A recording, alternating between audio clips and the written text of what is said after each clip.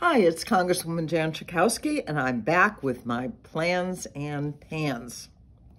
Well, I think you probably have felt, if not known for sure, that Americans pay 2 to 3 times more for prescription drugs, the exact same prescription drugs that are sold all around the world. The exception is the Veterans Administration, where actually the costs of prescription drugs are much lower. And why is that? Because the Veterans Administration can negotiate with the pharmaceutical companies for lower prices. Well, the Inflation Reduction Act that we passed in the Congress in the last session allows for the negotiation of prescription drugs for our senior citizens. I was in the Congress in 2006. I will never forget the night that a vote was taken to create Medicare Part D. Some of us were fighting like cats and dogs to make sure that a certain sentence wasn't inserted into the legislation. That sentence said, Medicare may not negotiate with the pharmaceutical companies for lower prices. It went on, and at the end of the day, the Republicans had the vote, and that was that until now. And so now, under the Biden administration and with the passage of the Inflation Reduction Act, we are at least beginning that process to lower prescription drugs through negotiations.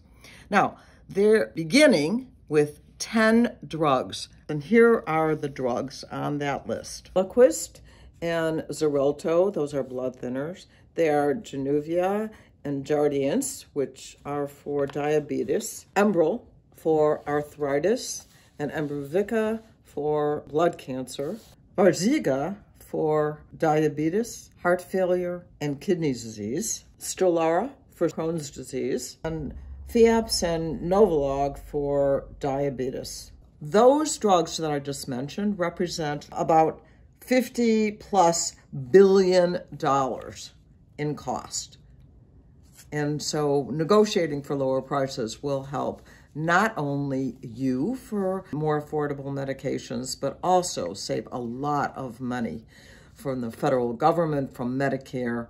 Now, it's going to take a couple of years before the actual reductions go into place, but I am very excited that we finally have begun doing the job. As the founder and co-chair of the Democratic Task Force on Aging and Families, I have focused recent times on safe staffing standards in nursing homes so that there are not too few people in nursing homes.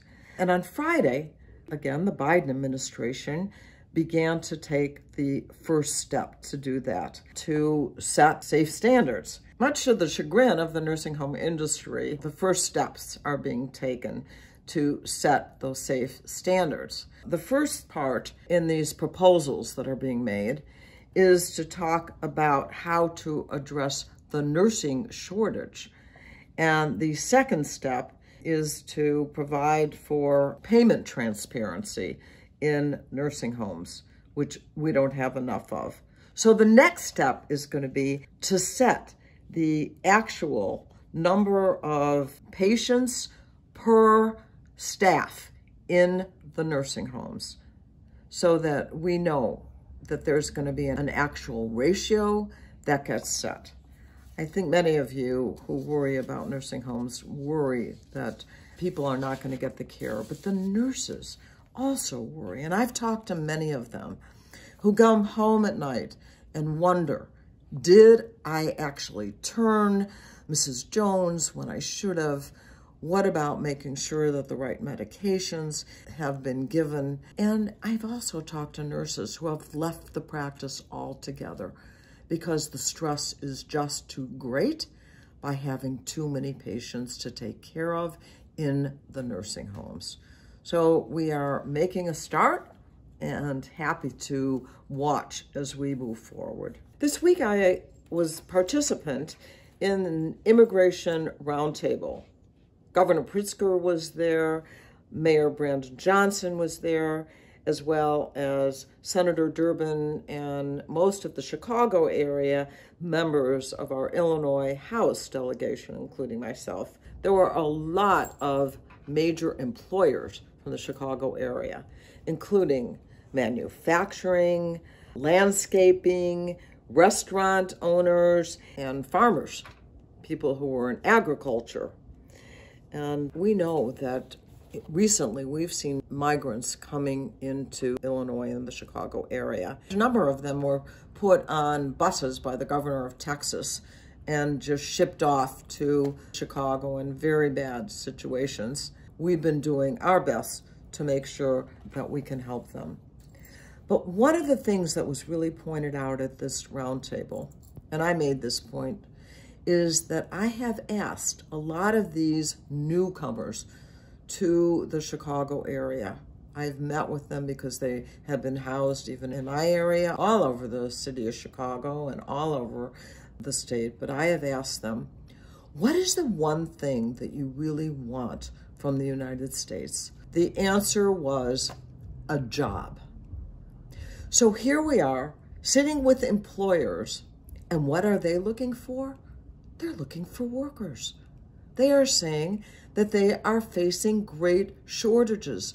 They need people to fill those slots. And here they are coming to the city of Chicago, the state of Illinois, and they want to work. In addition, there are thousands of people in our own communities who have been here for a very long time. Up to even 30 years, they've been here contributing to the city of Chicago, to the suburban area, and they still have not been given the right to have a work permit. It makes no sense. And so the purpose of this roundtable was to bring this coalition together, to go to the federal administration and say, aren't there ways that we can expedite and expand the number of work permits that can be delivered in a timely way? Right now, even people who are legally seeking asylum, they have to wait well over a year to go through the whole process to even get a work permit. So we could be able to fill these jobs. People could take care of themselves. People who have been here a long time aren't going to be fearful of doing jobs that they don't have a work permit for. Let our people work. And I am hoping that because there are now governors from other states now who are also saying, we have this mismatch of employers that want workers and workers who want jobs.